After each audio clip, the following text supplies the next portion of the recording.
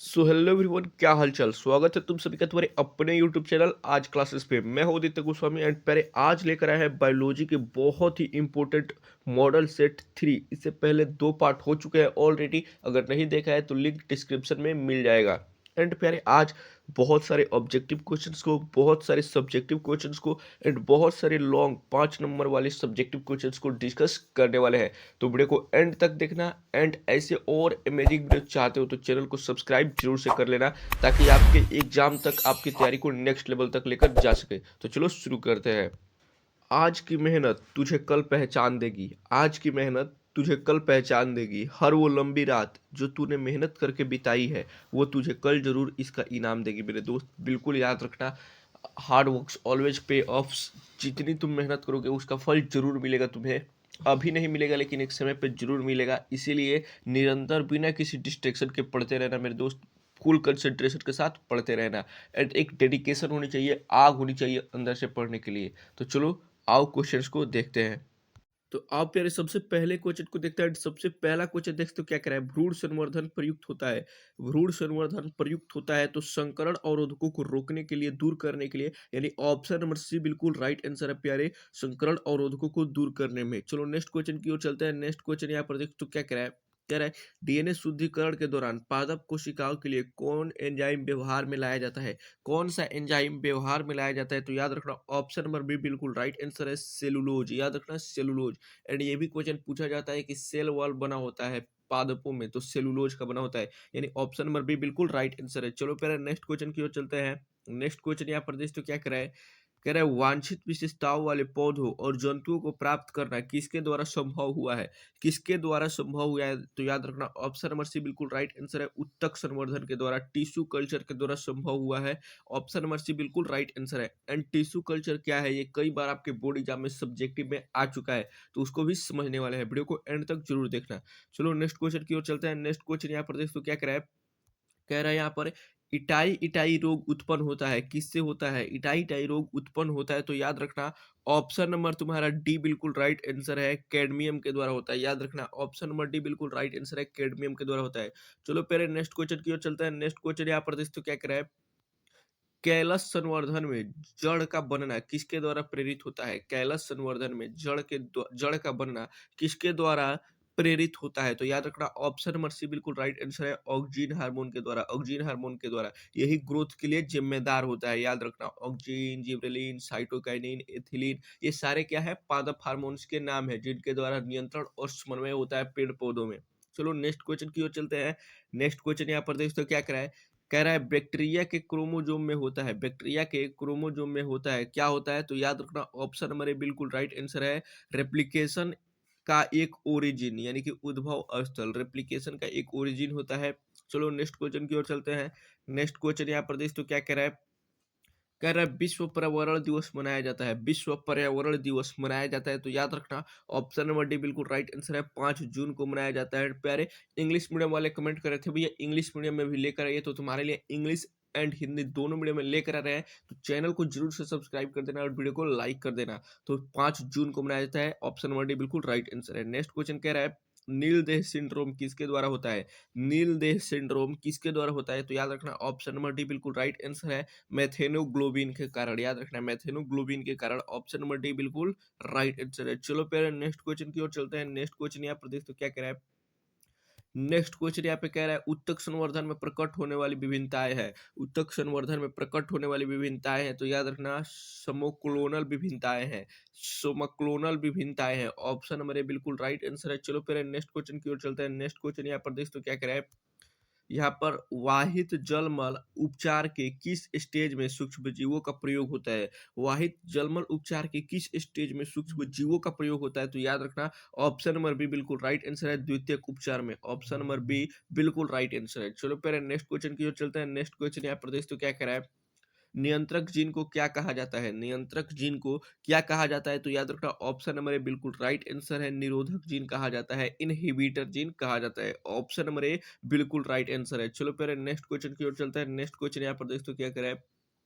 Eukaryotes में integrator gene prokaryotes के किस जीन की तरह कार्य करता है? यूकैरियोट्स में इंटीग्रेटर जीन प्रोकैरियोट्स के किस जीन की तरह कार्य करता है? तो याद रखना ऑप्शन नंबर तुम्हारा ए बिल्कुल राइट आंसर है। नियंत्रक जीन की तरह ही कार्य करता है, इनहिबिटर जीन्स की तरह कार्य करता है। ऑप्शन नंबर तुम्हारा ये बिल्कुल राइट आंसर है। चलो पहले नेक्स्ट क्वेश्चन की ओर चलते हैं। Next question and English medium वाले अपना यहाँ पर देख सकते हो। नेक्स्ट क्वेश्चन यहाँ पे कह रहा है दालों में अनुपस्थित एमिनो अम्ल का जोड़ा है। दालों में अनुपस्थित एमिनो अम्ल का जोड़ा इनमें से कौन सा है? तो याद रखना ऑप्शन नंबर सी बिल्कुल राइट आंसर है। मेथिओनिन व सिस्टीन। मेथिओनिन और सिस्टीन ऑप्शन नंबर सी बिल्कुल राइट आंसर है। चलो पहले नेक्स्ट क्वेश्चन की ओर चलते हैं। नेक्स्ट क्वेश्चन यहाँ पर देख तो क्या कह रहा है प्रोटीन संश्लेषण में दो अमीनो अम्लों के बीच किस प्रकार का बॉन्ड बनता है? प्रोटीन संश्लेषण में दो अमीनो अम्लों के बीच किस प्रकार का बॉन्ड बनता है? तो याद रखना ऑप्शन नंबर ए बिल्कुल राइट आंसर है। पेप्टाइड बॉन्ड बनता है। पेप्टाइड बॉन्ड बनता है। ऑप्शन नंबर ए बिल्कुल राइट आंसर है। चलो पहले नेक्स्ट क्वेश्चन की ओर चलते हैं। नेक्स्ट क्वेश्चन यहाँ पर देख तो क्या कह रहा है जब किसी उत्परिवर्तन में प्यूरिन के स्थान पर पिरामिडिन प्रतिस्थापित हो जाता है तो कहते हैं प्यूरिन के स्थान पर पिरामिडिन प्रतिस्थापित हो जाए तो उसे क्या कहते हैं? तो याद रखना ऑप्शन नंबर बी बिल्कुल राइट आंसर है। ट्रांसवर्जन कहते हैं, यानी ऑप्शन नंबर जो बी है बिल्कुल राइट आंसर है।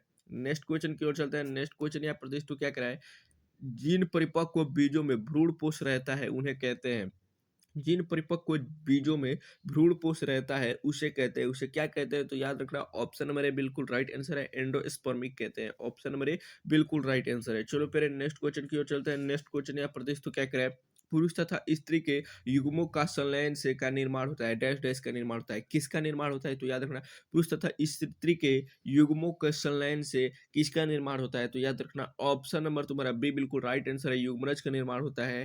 पुरुष से जो कि मेल गेमिट होता है स्पर्म वो बाहर निकलता है एंड फीमेल से जो फीमेल गेमिट होता है ओवम वो बाहर निकलता है एंड दोनों जब फ्यूज होते हैं दोनों के फ्यूजन के फलस्वरूप क्या बनता है आपका जाइगोट बनता है। जाइगोट कैसा होता है? डिप्लॉइड होता है। ये कई बार आपके एग्जाम में आ चुका है। जाइगोट डिप्लॉइड होता है।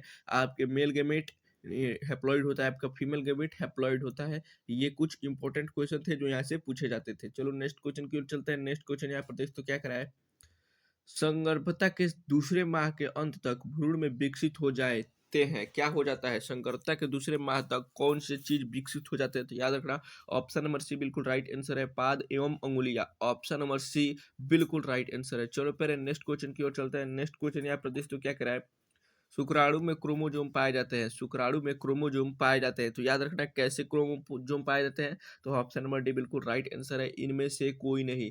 शुक्राणु में क्रोमोजोम पाए जाते हैं तो इनमें से कोई नहीं पाया जाता है। याद रखना। नेक्स्ट क्वेश्चन की ओर चलता है। नेक्स्ट क्वेश्चन यहाँ पर कह रहा है रिलैक्सिन स्रावित होता है। रिलैक्सिन स्रावित होता है तो याद रखना ऑप्शन नंबर डी बिल्कुल राइट आंसर है। अंडाशय से रिलैक्सिन स्रावित होता है तो अंडाशय से। चलो नेक्स्ट क्वेश्चन की ओर चलते हैं। तो नेक्स्ट क्वेश्चन यहाँ पे कह रहा है महिलाओं में शैल्य क्रिया द्वारा बंध्यकरण प्रक्रिया को कहते हैं। महिलाओं में शैल्य क्रिया मतलब ऑपरेशन के द्वारा बंध्यकरण की प्रक्रिया को क्या कहते हैं? एंड ये क्वेश्चन कई बार आपके बोर्ड एग्जाम में आ चुका है तो याद रखना नलिका उच्छेदन यानी कि ट्यूबेक्टोमी। ट्यूबेक्टोमी एंड पुरुषों में उसे क्या कहते हैं? वेजेक्टोमी यानी कि शुक्रवाहक उच्छेदन। वेजेक्टोमी कहते हैं, यानी ऑप्शन मेरे बिल्कुल राइट आंसर है। चलो पहले नेक्स्ट क्वेश्चन की ओर चलते हैं। नेक्स्ट क्वेश्चन यहाँ पर देख तो क्या करा है नेक्स्ट क्वेश्चन कह रहा है नर जर्मिनल कोशिका होती है। नर जर्मिनल कोशिका होती है। याद रखना मेल जर्मिनल सेल्स आर। तो अभी हमने आपको बताया था कुछ ही देर पहले उसमें अगुणित होती है, हैप्लॉइड होती है। नर जर्मिनल कोशिका यानी कि स्पर्म आपका एंड स्पर्म कैसा होता है? हैप्लॉइड होता है, अगुणित होता है। नेक्स्ट क्वेश्चन की ओर चलते हैं। नेक्स्ट क्वेश्चन यहाँ प्रदेश तो क्या करा है सुजाक गुनेरिया रोग है। सुजाक या गुनेरिया रोग है तो यौन संचारित रोग है, सभी को जानते हैं। ऑप्शन नंबर सी बिल्कुल राइट आंसर है। चलो पहले नेक्स्ट क्वेश्चन की ओर चलते हैं। नेक्स्ट क्वेश्चन यहाँ पर देख तो क्या कह रहा है नेक्स्ट क्वेश्चन यहाँ पे कह रहा है हाइड्रोफोबिया एवं एड्स होता है। हाइड्रोफोबिया एवं एड्स होता है किसकी वजह से होता है? तो याद रखना ऑप्शन नंबर सी बिल्कुल राइट आंसर है। वायरस की वजह से होता है। ऑप्शन नंबर सी बिल्कुल राइट आंसर है। चलो पहले नेक्स्ट क्वेश्चन की ओर चलते हैं। नेक्स्ट क्वेश्चन यहाँ पर देख तो क्या कह रहा है बीसीजी का टीका बच्चों को किस बीमारी से बचाव में किया जाता है? बीसीजी का टीका बच्चों को किस बीमारी के बचाव में किया जाता है? याद रखना बहुत ही इंपॉर्टेंट क्वेश्चन है। तो ऑप्शन नंबर बी बिल्कुल राइट आंसर है। क्षय रोग के बचाव से किया जाता है। ट्यूबरोक्लोसिस के बचाव से किया जाता है। नेक्स्ट क्वेश्चन की ओर चलते हैं। पहले नेक्स्ट क्वेश्चन है प्रदेश तो क्या कराए निम्नलिखित में कौन सी गाय की नस्ल उच्च दुग्ध उत्पादक की है? उच्च दुग्ध उत्पादक की नस्ल कौन सी है? तो याद रखना बहुत इंपॉर्टेंट क्वेश्चन है। ऑप्शन नंबर बी बिल्कुल राइट आंसर है। हॉलस्टीन। हॉलस्टीन क्या है? एक विदेशी नस्ल है जो कि बहुत ज्यादा दूध देती है।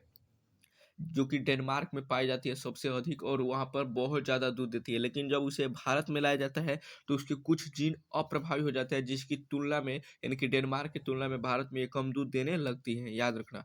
होल्स्टीन एक विदेशी प्रजाति है। चलो नेक्स्ट क्वेश्चन की ओर चलते हैं। पहले नेक्स्ट क्वेश्चन यहाँ पर देख तो क्या कह रहा है। तो नेक्स्ट क्वेश्चन यहाँ पे कह रहा है निम्न में से कौन सी मछली समुद्र में पाई जाती है। निम्न में कौन सी मछली समुद्र में पाई जाती है, याद रखना, बहुत ही इंपॉर्टेंट क्वेश्चन है। ऑप्शन नंबर डी बिल्कुल राइट आंसर है, बॉम्बेडक। ऑप्शन नंबर डी बिल्कुल राइट आंसर है। चलो पहले नेक्स्ट क्वेश्चन की ओर चलते हैं। नेक्स्ट क्वेश्चन यहाँ पर देख तो क्या कह रहा है मधुमक्खी पालन को कहते हैं। मधुमक्खी पालन को कहते हैं bee keeping is called. Bee keeping is called क्या कहलाता है, तो ऑप्शन नंबर ए बिल्कुल राइट आंसर है, apiculture. Option number A बिल्कुल राइट आंसर है, एपी कल्चर कहते हैं, एपी कल्चर कहते हैं। ऑप्शन नंबर ए बिल्कुल राइट आंसर है। एंड प्यारे यहाँ पर हमने 28 बहुत ही महत्वपूर्ण ऑब्जेक्टिव क्वेश्चन को डिस्कस किया। इसमें से तुमने कितना सही किया नीचे कमेंट करके जरूर बताना। अब आओ सब्जेक्टिव क्वेश्चन को देखते हैं। एंड वीडियो हेल्पफुल लगा होगा तो वीडियो को लाइक जरूर से करना। आओ सब्जेक्टिव क्वेश्चन को देखते हैं। तो सब्जेक्टिव क्वेश्चन यहाँ पर देख तो क्या करा है, आफरा से स्रावित हार्मोन कौन कौन से हैं। अफरा से यानी कि प्लेसेंटा से कौन कौन से हार्मोन स्रावित होते हैं लिखना है। एंड ये 2 नंबर वाला क्वेश्चन है, बहुत बार आपके बोर्ड एग्जाम में आ चुका है। आओ देखते हैं। अफरा से स्रावित हार्मोन निम्न है। ओके, पहला मानव जरायु गुनेडोट्रोपिन यानी कि ह्यूमन कोरियोनिक गुनेडोट्रोपिन HCG जिसे कहा जाता है, ये हार्मोन स्रावित होता है। दूसरा मानव अप्रा लैक्टोजन यानी कि ह्यूमन प्लेसेंटल लैक्टोजन जिसे HPL कहा जाता है। एंड तीसरा एस्ट्रोजन हार्मोन स्रावित होता है और चौथा प्रोजेस्टेरोन आदि। तो ये 4 महत्वपूर्ण हार्मोन है जो कि स्रावित होते हैं। एंड इंग्लिश मीडियम वाले स्क्रीनशॉट लेना चाहते हो तो यहाँ पर इंग्लिश मीडियम में भी ये ले सकते हो। चलो नेक्स्ट क्वेश्चन की ओर चलते हैं। नेक्स्ट क्वेश्चन यहाँ पर देख तो क्या कह रहा है। नेक्स्ट क्वेश्चन यहाँ पे कह रहा है दुग्ध श्रवण क्या है। दुग्ध श्रवण क्या है, व्हाट इज लैक्टेशन। तो देख सकते हो संगर्भता के दौरान स्त्री के स्तन ग्रंथियों में कई प्रकार के बदलाव आते हैं और संगर्भता के अंत तक इनमें से दुग्ध उत्पन्न होने लगता है। इस प्रक्रिया को दुग्ध श्रवण या लैक्टेशन कहते हैं। लैक्टेशन कहते हैं, दुग्ध श्रवण या लैक्टेशन कहते हैं। इंग्लिश मीडियम वाले अपना स्क्रीनशॉट ले सकते हो। चलो पहले नेक्स्ट क्वेश्चन की ओर चलते हैं। नेक्स्ट क्वेश्चन यहाँ पर देख तो क्या कह रहा है, ऑस्ट्रेलोपिथेसिन मानव यानी कि आदि मानव की उत्पत्ति स्थल एवं 2 विशेषताओं का उल्लेख करें। हमारी अलग अलग प्रजातियां होती हैं मानव प्रजातियां, जैसे कि हम रामापिथिकस है, वैसे ही ऑस्ट्रेलोपिथेसिन मानव जिन्हें आदि मानव कहा जाता था, उनकी उत्पत्ति स्थल और 2 विशेषताओं को बताना है। लगभग 2 मिलियन वर्ष पूर्व ऑस्ट्रालोपिथेसिन मानव पूर्वी अफ्रीका के घास स्थलों पर आज पाए जाते थे। उनकी मुख्य विशेषताएं निम्नलिखित है। पहला, ये पत्थर से बने हथियारों से शिकार करते थे। दूसरा, ये फलों का ही भोजन करते थे। ये उनकी 2 मुख्य विशेषताएं थी। एंड इंग्लिश मीडियम वाले अपना स्क्रीनशॉट ले सकते हो। चलो नेक्स्ट क्वेश्चन की ओर चलते हैं। नेक्स्ट क्वेश्चन यहाँ पर देखते हो क्या कह रहा है। नेक्स्ट क्वेश्चन कह रहा है विकास की क्रिया में ह्यूगो डी व्रिज की भूमिका क्या थी। तो यहाँ पर देखते हो 20वीं सदी के प्रथम दशक में ह्यूगो डू व्रिज ने इवनिंग प्राइमरोज पर काम करके उत्परिवर्तन के विचार को आगे बढ़ाया एवं बताया कि उत्परिवर्तन ही प्रजाति की उत्पत्ति का कारण है। नई नई प्रजातियां उत्पन्न होती है, उसका कारण क्या है, उत्परिवर्तन यानी कि म्यूटेशन है, जीन में परिवर्तन है।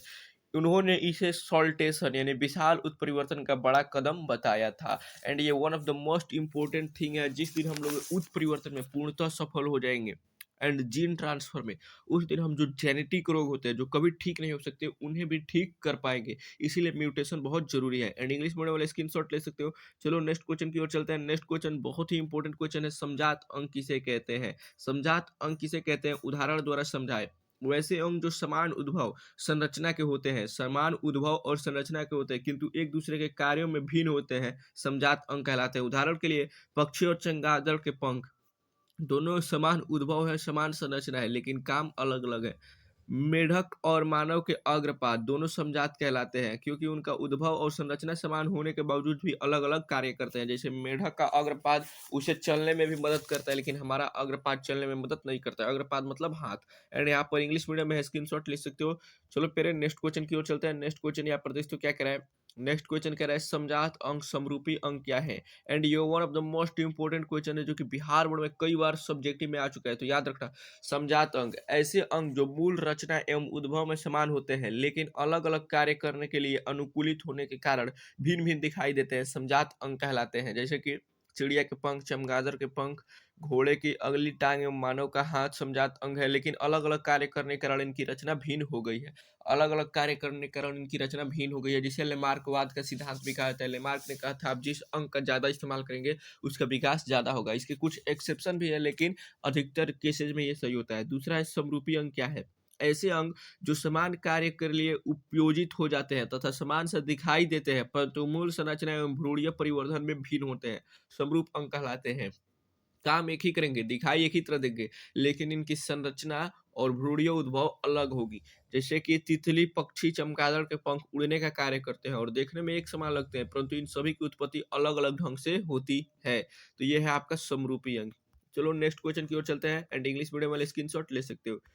यहाँ पर ले सकते हो। चलो नेक्स्ट क्वेश्चन यहाँ पर देख तो अभी हमने समझाया आपको लेमार्क का सिद्धांत एंड आ भी गया। लेमार्क का सिद्धांत किन तथ्यों पर आधारित है लिखे। लेमार्क का सिद्धांत किन तथ्यों पर आधारित है लिखे। तो सबसे पहले लेमार्क का सिद्धांत निम्न तथ्यों पर आधारित है। सबसे पहले बड़े होने की प्रवृत्ति, दूसरा वातावरण का सीधा प्रभाव, तीसरा अंगों के कम या अधिक प्रयोग का प्रभाव और इसका मुख्य जो टारगेट था यही था, अंगों का अधिक या कम प्रभाव।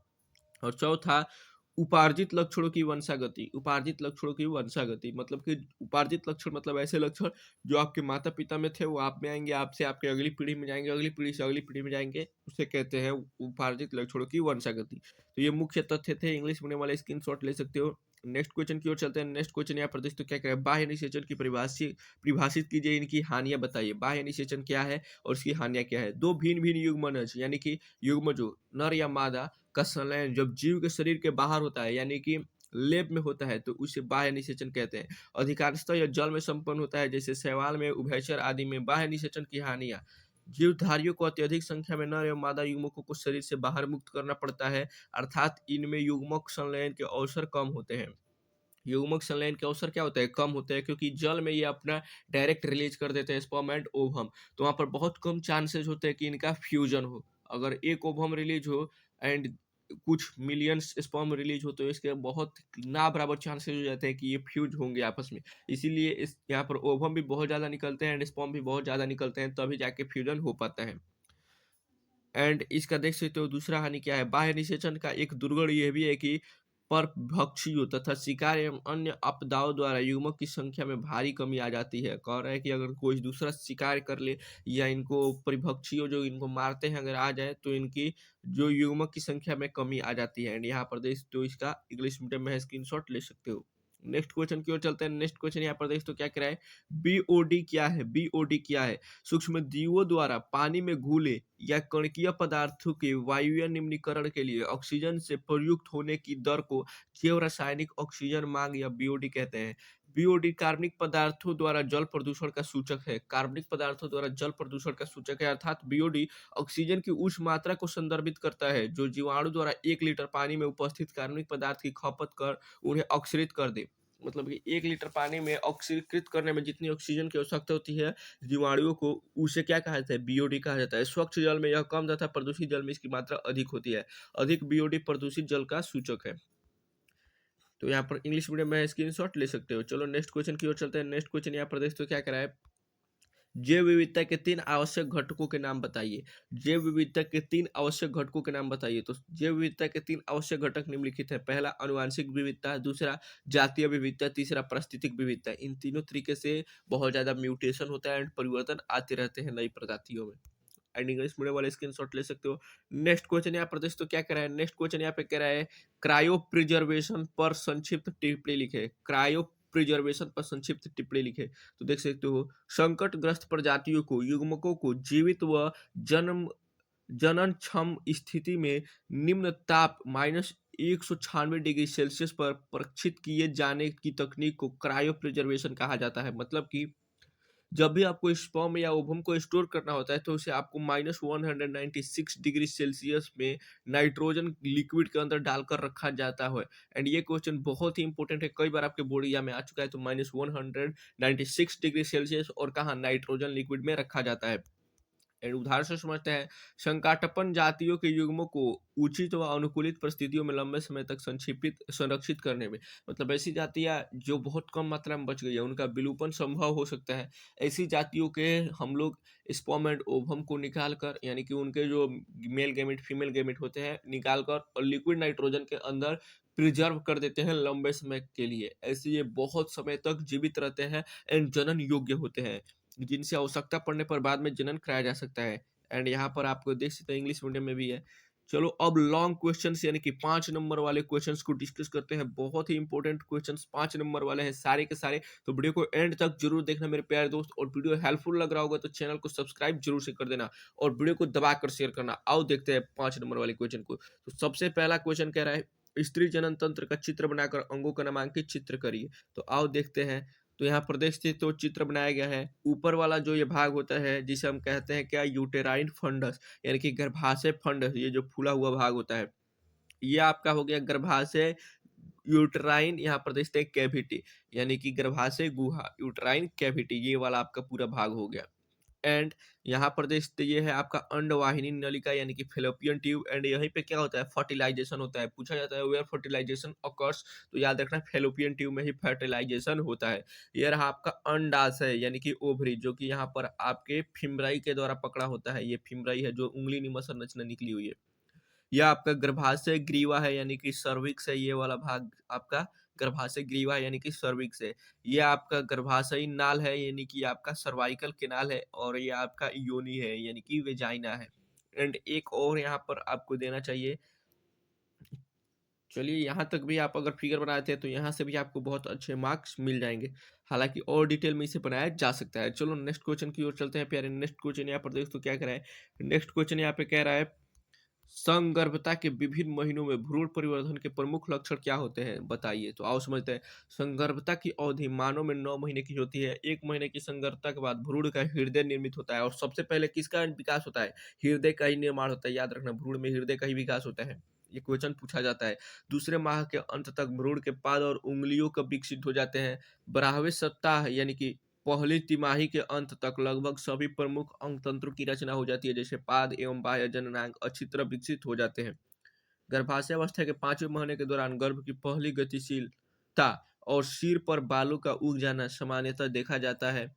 24वें सप्ताह के अंत तक यानी कि दूसरी तिमाही पूरे शरीर पर बाल निकल आते हैं, आंखों की पलकें अलग हो जाती हैं और भौं बन जाती हैं। गर्भाशय के गर्भावस्था के 9वें महीने के अंत तक गर्भ पूर्ण रूप से विकसित हो जाता है और प्रसव के लिए तैयार हो जाता है। तो ये रहा पूरा एक्सप्लेनेशन। एंड इसको याद कर लेते हो तो 2 से 3 तुम्हारा ऑब्जेक्टिव यहाँ से तैयार हो जाएगा, क्योंकि बहुत सारे ऑब्जेक्टिव यहाँ से पूछे जाते हैं। तो याद रखना, इंग्लिश मीडियम वाले अपना स्क्रीनशॉट ले सकते हो प्यारे यहाँ पर। चलो नेक्स्ट क्वेश्चन की ओर चलते हैं। नेक्स्ट क्वेश्चन यहाँ पर दोस्तों क्या कह रहा है, कह रहा है मानव कल्याण में पशुपालन की भूमिका क्या, व्याख्या करें। मानव कल्याण में पशुपालन की भूमिका की व्याख्या करें। आओ समझते हैं। पशुपालन का संबंध पशुधन जैसे भैंस, गाय, सुअर, घोड़ा, भेड़, ऊंट, बकरी आदि के प्रजनन तथा उसके देखरेख से हो सकता है, जो मानवों के लिए खाद्य उत्पादन हेतु आवश्यक है। जो मानवों के लिए खाद्य उत्पादन के लिए आवश्यक है। लेकिन हम सनातन धर्म को मानने वाले लोगों के लिए तो सिर्फ इसमें से खाद्य उत्पादन के लिए गाय भैंस ही है, जो कि अपना दूध देती है और दूध से अलग अलग हम पदार्थों को खा सकते हैं। ये सब तो वर्जित है। विश्व की बढ़ती जनसंख्या को भोजन हेतु खाद्य उत्पादन की वृद्धि का एक प्रमुख आवश्यकता है। यह पशुपालन से दूध, मांस, ऊन जैसे पदार्थों की उत्पादन मानव के लिए अति आवश्यक है। पशुपालन, पशु प्रजनन तथा पशुधन वृद्धि एक कृषि पद्धति है, इसीलिए इसे कृषि पालन के अंतर्गत ही पशुपालन को रखा जाता है। पशुओं तथा पशु उत्पादों से खाद्य पदार्थों की बढ़ती मांग को पूरा करना पशुपालन का उद्देश्य है। पशुपालन का उद्देश्य क्या है, इतनी बड़ी जनसंख्या को भोजन पहुंचा पाना। इससे मानव कल्याण में महत्वपूर्ण भूमिका है। आज वैज्ञानिक सिद्धांतों को अपनाते हुए पालतू पशुओं को देखभाल तथा उनकी प्रजनन संबंधी प्रक्रियाओं में सुधार कर दूध एवं मांस का उत्पादन मानव कल्याण के लिए किया जा रहा है। अलग अलग तकनीकों को अपनाकर, नए नए रिसर्चेज को अपनाकर और एक बेहतरीन तरीके से पशुपालन किया जा रहा है, जिसके फलस्वरूप अब बहुत ज्यादा दूध और मांस का उत्पादन हो पा रहा है। ये रहा इंग्लिश मीडियम में, स्क्रीनशॉट ले सकते हो। चलो नेक्स्ट क्वेश्चन की ओर चलते हैं। नेक्स्ट क्वेश्चन यहाँ पर दोस्तों क्या कह रहा है। नेक्स्ट क्वेश्चन कह रहा है कैंसर अभिज्ञान की विभिन्न विधियों पर प्रकाश डाले। सबसे पहला, कैंसर जैसे भयावह बीमारियों का शुरू में पता लगाना बहुत आवश्यक है, क्योंकि ऐसा होने पर ही इस रोग का उपचार किया जा सकता है। इसके अभिज्ञान की निम्नलिखित विधियां हैं। कैंसर ऊतकों की ज्योति परीक्षा और उत्तम विकृति के अध्ययन द्वारा। दूसरा, बढ़ती कोशिका गणना के लिए रुधिर तथा अस्थि मज्जा परीक्षण करना। तीसरा, आंतरिक अंगों में कैंसर का पता लगाने के लिए विकिरण चित्रण, अभिकालिक टोमोग्राफी एवं चुंबकीय अनुनारी इमेजिंग जैसे तकनीकों का प्रयोग किया जाता है। कैंसर विशिष्ट प्रतिजनों के विरुद्ध प्रतिरक्षियों का प्रयोग द्वारा एंड आणविक जैविकी तकनीकों द्वारा ऑक्सीजन की पहचान करें। ये कुछ विधियां हैं, यहाँ पर इंग्लिश मीडियम में दिए गए हैं, लिख सकते हो। नेक्स्ट क्वेश्चन यहाँ पर देखते हो क्या कह रहा है। नेक्स्ट क्वेश्चन कह रहा है वनो उन्मूलन क्या है, इसके कारण और प्रभाव को लिखे। तो देखते हैं, वन प्रदेश का वन रहित क्षेत्रों में रूपांतरण करना वन उन्मूलन कहलाता है। वन प्रदेश का वन रहित क्षेत्रों में, जहाँ पर वन मौजूद नहीं है, वहां पर अपने से नए वन को लगाना, मतलब गाछ वृक्षों को लगाना, वन उन्मूलन कहलाता है। यहाँ पे कह रहा है ये जीवन की गुणवत्ता, राष्ट्रीय अर्थव्यवस्था तथा पर्यावरण के भविष्य के लिए गंभीर खतरा है। एक आकलन के अनुसार शीतोष्ण क्षेत्र में केवल 1% वन नष्ट हुए हैं, जबकि उष्णकटिबंध में लगभग 40% वन नष्ट हो गए हैं। भारत में खासकर वन उन्मूलन की वर्तमान स्थिति काफी दयनीय है, मतलब बहुत ही खराब है। भारत में वन आवरण की कमी का मुख्य कारण वन उन्मूलन है, जो कि कृषि में विस्तार, शहरीकरण, औद्योगिकरण, लकड़ी और जलावन की लकड़ी का अत्यधिक व्यावसायिक उपयोग के द्वारा होता है। वन उन्मूलन के मुख्य कारण जनसंख्या विस्फोट, आग पीड़क चराई और स्तनधारी जंतु, मौसम, झूम खेती इत्यादि हैं। ये सारे वन उन्मूलन के कारण हैं, मतलब कि विलुप्त होने के कारण हैं। एंड यहाँ पर देख तो सबसे पहला मिट्टी क्षरण बढ़ता जाता है। दूसरा, यहाँ पर सूखा और बाढ़ बारंबार आते हैं। तीसरा, वर्षा का तरीका बदल जाता है। चौथा, भूस्खलन और हिमस्खलन बढ़ जाता है। पांचवा, जलवायु गर्म हो जाता है। अगर वन का कमी हो जाए तो, वन उन्मूलन हो जाए तो ये सारी समस्याएं होती हैं। चलो नेक्स्ट क्वेश्चन की ओर चलते हैं। नेक्स्ट, उससे पहले यहाँ पर दो और दिए गए हैं हानियां, देख लेते हैं। वन विनाश, प्रजातियां विलुप्त हो जाती है। जो वन में निवास करने वाली प्रजातियां हैं वो विलुप्त हो जाती हैं। CO2 के खपत और O2 के उत्पादन में प्रतिकूल प्रभाव पड़ता है। ये रहा इंग्लिश मीडियम में, स्क्रीनशॉट ले सकते हो। नेक्स्ट क्वेश्चन यहाँ पे कह रहा है विकिरण प्रदूषण क्या है, इसके प्रभाव क्या है, इसका क्या प्रभाव है, तो समझते हैं। जब वायुमंडल में विभिन्न प्रकार के विकिरण एवं रेडियोधर्मी पदार्थों से हानिकारक परिवर्तन होता है तो उसे विकिरण प्रदूषण कहते हैं। जब वायुमंडल में विभिन्न प्रकार के विकिरणों से, जैसे कि हमारे सूर्य से कौन सी विकिरण निकलती है, तो पराबैंगनी किरणें, एवं रेडियोधर्मी पदार्थ से हानिकारक परिवर्तन को विकिरण प्रदूषण कहते हैं। ये वायु, जल और मिट्टी का भौतिक प्रदूषण रेडियोधर्मी पदार्थों के साथ है। ये प्राकृतिक या मानव निर्मित है। रेडियोधर्मी प्रदूषक का प्रभाव निर्भर करता है, पहला, विकिरण की शक्ति पर। दूसरा, प्रदूषक के प्रसार और जमाव के ढेर पर। तीसरा, उत्तकों का विकिरण पर में रहने की समयावधि। और चौथा, प्रदूषकों का आधा जीवन। पर्यावरणीय कारकों भी इसको प्रभावित करते हैं। विकिरण को पर्यावरणीय कारक भी प्रभावित करते हैं। कैसे करते हैं आओ देखते हैं। विकिरण को प्रदूषण का प्रभाव। पहला, विकिरण प्रदूषण के कारण शरीर में दुबला और जीवन छोटा हो जाता है। विकिरण प्रदूषण डीएनए, आरएनए, प्रोटीन, प्लीहा इत्यादि को हानि पहुंचाता है। रेडियोधर्मी विकिरण से वंध्यता, दृष्टि दोष, फेफड़ों की रसौली, ऊतक का ह्रास इत्यादि होता है। पराबैंगनी विकिरणों में अधिक समय तक रहने पर कारण त्वचा संबंधी रोग होता है। पांचवा, अधिक समय अथवा एक बार बार बार रेडियोधर्मी पदार्थों के विकिरण में रक्त कैंसर अथवा ल्यूकीमिया हो जाता है। ये 5 कारण हैं। चलो एंड और भी 2 दिए गए हैं, उसको भी समझते हैं। विकिरण के कारण कोशिकाओं का अपने चोट के प्रति संवेदनशीलता भिन्न होता है और नाभिकीय विस्फोट से स्ट्रेटोस्फीयर में स्थित सुरक्षा परत ओजोन का नष्ट होने की संभावना रहती है। एंड ओजोन की परत नष्ट होती जा रही है बहुत तेजी से। इसको रोकना बहुत जरूरी है, बहुत जरूरी है इसको रोकना। इंग्लिश मीडियम वाले स्क्रीनशॉट ले सकते हो। ये रहा आपका नेक्स्ट क्वेश्चन, जो कि कई बार आपके बोर्ड एग्जाम में आ चुका है। 5 नंबर में बहुत बार पूछा जा चुका है मेरे दोस्त, इसको याद रखना। आओ समझते हैं। कह रहा है वाटसन एवं क्रिक द्वारा दिए गए डीएनए के द्विकुंडली संरचना का वर्णन करें। तो डीएनए का वाटसन एवं क्रिक का मॉडल, आओ समझते हैं। तो यहाँ पर देख तो क्या कह रहा है, डीएनए अणु 2 पॉलीन्यूक्लियोटाइड श्रृंखलाओं का बना होता है। 2 पॉलीन्यूक्लियोटाइड श्रृंखलाओं का बना होता है। यहाँ पर देख तो एक ये रहा और एक ये रहा। ये 2 पॉलीन्यूक्लियोटाइड श्रृंखलाओं का बना होता है, जो एक अक्ष के चारों ओर सर्पिलाकार क्रम में, यानी कि दक्षिणावर्त यानी कि क्लॉकवाइज कुंडली होता है, यानी कि ऐसे देख सकते हैं मुड़ा हुआ होता है। इस प्रकार डीएनए में अणु डबल हेलिक्स होता है। कैसा होता है, डबल हेलिकल संरचना होता है, डबल हेलिक्स। दूसरा, दोनों पॉलीन्यूक्लियोटाइड श्रृंखलाएं विपरीत दिशा में कुंडलित होती हैं। ये इधर मुड़ा हुआ है तो ये इधर देख सकते हो, या प्रति समांतर होती हैं, यानी कि पैरेलल होती हैं। एक पॉलीन्यूक्लियोटाइड श्रृंखला में शर्करा कार्बन 5 3 दिशा में होती है, तो दूसरे में 3-5 होती है। यहाँ पर देख तो अगर एक में 5-3 है तो दूसरे में 3-5 दिशा में होती है। प्रत्येक कुंडली में अनेक न्यूक्लियोटाइड श्रृंखलाबद्ध होते हैं। अनेक न्यूक्लियोटाइड श्रृंखलाबद्ध होते हैं। यहाँ पर देख सकते हो न्यूक्लियोटाइड्स यहाँ पर जैसे साइटोसाइनिन, ग्वानिन, थाइमिन, एडेनिन ये रहते हैं। प्रत्येक न्यूक्लियोटाइड में नाइट्रोजनी क्षारक डीऑक्सीराइबोज नामक पंच कार्बनिक शर्करा तथा फॉस्फोरिक अम्ल का एक अणु होता है। एक-एक अणु होते हैं।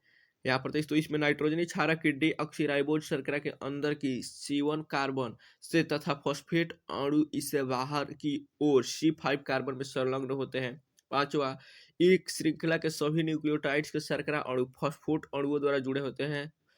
दोनों कुंडलियों में न्यूक्लियोटाइड्स भी आपस में जुड़े रहते हैं। इनको नाइट्रोजनी क्षारक बीच दुर्बल हाइड्रोजन बॉन्ड द्वारा जुड़े होते हैं। यहीं से क्वेश्चन पूछा जाता है कि किस बॉन्ड द्वारा जुड़े होते हैं, तो दुर्बल हाइड्रोजन बॉन्ड द्वारा। डीएनए की दोनों नाइट्रोजनी श्रृंखलाओं में प्यूरिन तथा पिरिमिडिन मात्रा बराबर होती है। एडेनिन, थाइमिन तो ग्वानिन एंड साइटोसिन ये दोनों मात्रा बराबर होती है। एडेनिन एवं थाइमिन के बीच 2 हाइड्रोजन बॉन्ड तथा साइटोसिन एवं ग्वानिन के बीच 3 हाइड्रोजन बॉन्ड होते हैं। आगे देखते हैं। एंड ये फिगर भी आपको बनाने का दिया जाता है इनके वाटसन एंड क्रिक के मॉडल के द्वारा। डीएनए की दोनों श्रृंखलाओं के 20 एंगस्ट्रम की दूरी पर होती है। 20 एंगस्ट्रम की दूरी पर होती है, अर्थात डीएनए कुंडली का व्यास 20 एंगस्ट्रम होता है। एक ही श्रृंखला की नहीं दो न्यूक्लियोटाइड युगलों के बीच 3.4 एंगस्ट्रम की दूरी पर होता है। ऐसी इनके बीच की दूरी कैसी होती है, तो 3.4 एंगस्ट्रम। द्विकुंडली की आकृति ऐंठी हुई सर्पिली सीढ़ी के समान होती है। कुंडलीकरण के कारण डीएनए अणु की पूरी लंबाई में लघु खांचे एवं दीर्घ खांचे पाई जाती है। ये रहा इंग्लिश सुनने वालों के लिए स्क्रीनशॉट ले सकते हो एंड फिगर को याद रखना बहुत ही इंपॉर्टेंट है। कई बार आपके बोर्ड एग्जाम में बनाने के लिए आ चुका है। नेक्स्ट क्वेश्चन की ओर चलते हैं। नेक्स्ट क्वेश्चन यहाँ पे कह रहा है तालाब की पारिस्थितिक तंत्र से आप क्या समझते हैं। तालाब की पारिस्थितिक तंत्र से आप क्या समझते हैं। तालाब के पारिस्थितिक तंत्र में निम्नलिखित 2 घटक पाए जाते हैं। पहला, अजैविक घटक। तालाब के जल में कार्बन डाइऑक्साइड, ऑक्सीजन तथा अन्य गैस एवं अकार्बनिक पदार्थ घुलित अवस्था में पाए जाते हैं। कुछ अजैविक घटक तालाब के निचले स्तर में पाए जाते हैं, जैसे सूर्य के प्रकाश से हरे जलीय पदार्थ यानी कि पौधे, शैवाल CO2 एवं जल की सहायता से प्रकाश संश्लेषण द्वारा भोज्य पदार्थों का निर्माण करते हैं। इन पौधों व अन्य जीवों की मृत्यु के पश्चात जटिल पदार्थ विघटित होकर अजैविक घटकों के रूप में पुनः जल में मिल जाते हैं और परितंत्र बराबर चलता रहता है। यानी कि जितने भी जीवित पेड़ पौधे होते हैं वो जब मरते हैं तो उनका अवशेष जो है फिर वो घुल कर और आपका अजैविक बन जाता है। ये रहा उसका फिगर, समझते हैं। ये रही सूर्य के प्रकाश। ये कुछ मछलियां हैं जो कि तृतीयक उपभोक्ता है, आगे समझने वाले हैं। यहाँ पर कुछ सूक्ष्म जीव होते हैं जो अपघटक होते हैं। हरे पेड़ पौधे होते हैं जो प्राथमिक उपभोक्ता होते हैं। द्वितीयक उपभोक्ता मतलब कि हम लोग हो गए जो शाकाहारी जीव होते हैं। यहाँ पर अजैविक कारक भी नीचे तलछटी में जमा होते हैं। ये रहा चित्र पारिस्थितिक तंत्र में जैविक तथा अजैविक घटक का। और समझते हैं यहाँ पर उत्पादक। सबसे पहले उत्पादक किसे कहते हैं। तालाब में पाए जाने वाले सभी हरे पेड़ पौधे, जैसे अभी हमने आपको फिगर में बताया, जैसे हाइड्रेला, मर्सिलिया, रेननकुलस तथा विभिन्न प्रकार के प्लवक यानी कि शैवाल जैसे स्पाइरोगाइरा, वॉलवॉक्स, नॉस्टॉक तथा आदि उत्पादक के उदाहरण है। ये सभी उत्पादक प्रकाश संश्लेषण द्वारा भोजन का निर्माण करते हैं। उपभोक्ता कौन है, इन्हें निम्नलिखित 2 श्रेणियों में बांटा जा सकता है। सबसे पहले प्राथमिक उपभोक्ता, जलीय कीट, क्रिस्टेनेशियस लार्वा, टेडपोल, शाकाहारी मछलियां आदि प्राथमिक उपभोक्ता है। देख तो द्वितीयक उपभोक्ता ये प्रथम श्रेणी के मांसाहारी भी कहलाते हैं, जैसे मेढक, जलीय सर्प तथा कुछ मछलियां। तृतीय उपभोक्ता, तालाब में अनेक मछलियां पाई जाती हैं जो द्वितीयक उपभोक्ता या छोटी मछलियों को खाती हैं, यानी जो द्वितीयक उपभोक्ता खाता है उसे तृतीयक उपभोक्ता कहते हैं, जैसे कि बाघ, शेर आ जाएंगे। और चौथा होता है अपघटनकर्ता। अपघटनकर्ता मतलब तालाब के जल में अनेक सूक्ष्म जीव जीवाणु, अभी हमने आपको बताया, उन्हें अपघटनकर्ता कहते हैं। एंड ये रहा इंग्लिश मीडियम में। यहाँ पर स्क्रीनशॉट लेना चाहते हो तो ले सकते हो। यहाँ पर फिगर भी है। तो प्यारे, वीडियो कैसा लगा नीचे कमेंट करके जरूर बताना। यहाँ पर बहुत सारे 5 नंबर वाले ऑब्जेक्टिव और सब्जेक्टिव क्वेश्चन को हमने डिस्कस किया। तो वीडियो हेल्पफुल लगा होगा तो चैनल को सब्सक्राइब करना, वीडियो को लाइक करना। मिलते हैं अगली वीडियो में, तब तक के लिए जय हिंद। और वीडियो को शेयर करना बिल्कुल मत भूलना।